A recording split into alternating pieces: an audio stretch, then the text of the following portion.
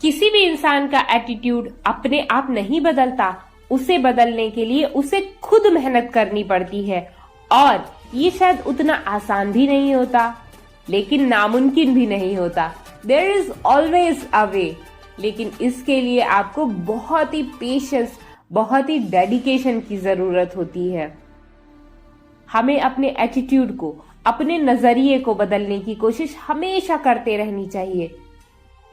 जिस तरह अगर एक किसान फसल उगाने से पहले ही ये सोच ले कि अगर बाढ़ आ गई तो फसल खराब हो जाएगी, अगर सूखा पड़ गया तो फसल खराब हो जाएगी, और ये सोचकर किसान फसल ही ना उगाए तो क्या होगा, हम सब तो भूखे ही रह जाएंगे। ठीक इसी तरह बदलाव आपके अंदर से खुद नहीं आ जाता, उसको लाने के लिए आपको ही कुछ करना होता है। सबसे पहले तो आप खुद के लिए कैसा महसूस करते हो, इसको बदल लो। इसके लिए मेरे पास कुछ सुझाव हैं। पॉइंट नंबर 1, अपनी सारी दिक्कतें, सारी परेशानी, सारी बुरी यादें सबको एक कागज पर लिख लो और इन्हें जला दो और कहो कि ये आखिरी बार था जब मैंने तुम पर ध्यान दिया, मेरे पास जिंदगी में और भी जरूरी काम पड़े हैं। पॉइंट नंबर 2, आपने अपने जीवन में जो भी बड़े छोटे मुकाम हासिल किए हैं उन्हें एक कागज पर लिखो। इसके लिए आप अपने परिवार और दोस्तों की मदद भी ले सकते हो और रोज सुबह इसे जोर जोर से पढ़ो। देखना आपकी लिस्ट लंबी होती चली जाएगी। पॉइंट नंबर 3, अपने लक्ष्य को टुकड़ों में बांटो और उन्हें अचीव करने के बाद खुद को शाबाशी दो, थोड़ा इनाम भी। इससे आपके अंदर काम करने का और जीतने का लालच बना रहेगा। पॉइंट नंबर 4, अपनी सराउंडिंग्स पर भी ध्यान दो।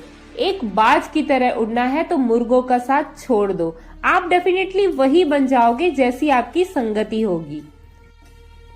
पॉइंट नंबर 5, आपको ऊपर उठाने की जिम्मेदारी किसी और की नहीं बल्कि आपकी खुद की है, लेकिन प्रॉब्लम ये है कि आपके लक्ष्य ही बहुत छोटे हैं। अपने लक्ष्य को बड़ा बनाओ। जितना बड़ा लक्ष्य सामने दिखाई देगा आप उतनी ज्यादा मेहनत करोगे, और ज्यादातर जब आप लक्ष्य को बड़ा बनाते हैं और किसी वजह से उसे पा नहीं पाते, तब भी आप उसके थोड़ा सा ही नीचे रुकोगे, जो कि आपके छोटे लक्ष्य से अभी भी काफी बड़ा है, पर आपको लगातार उस पर काम करते रहना होगा। याद है ना सचिन तेंदुलकर, कैसे उन्होंने खुद को कभी सुधारना बंद नहीं किया, यहाँ तक जब उन्हें भगवान भी कह दिया गया तब भी वो खुद को सुधारने में ही लगे रहे। ऐसा कोई भी शॉट जिससे वो आउट हो जाएं, अगली बारी में उसका इस्तेमाल ना के बराबर किया। इससे हमें ये सीख मिलती है कि कितना भी कुछ कर लो, सुधार की गुंजाइश हमेशा बनी रहती है।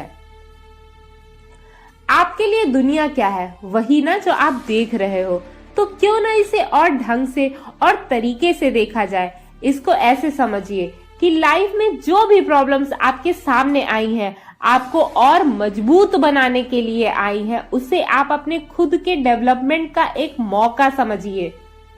जो भी समस्या आपके सामने आई है उसके सामने मजबूर मत बनो, उठो, लड़ो।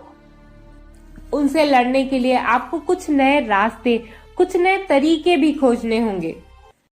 शायद उनमें से कुछ आइडियाज फेल भी हो जाएं, लेकिन वो चैलेंज पास होते ही you will be more confident. अब आपके पास एक मुसीबत का सामना करने का एक्सपीरियंस, कॉन्फिडेंस और खुशी तीनों है।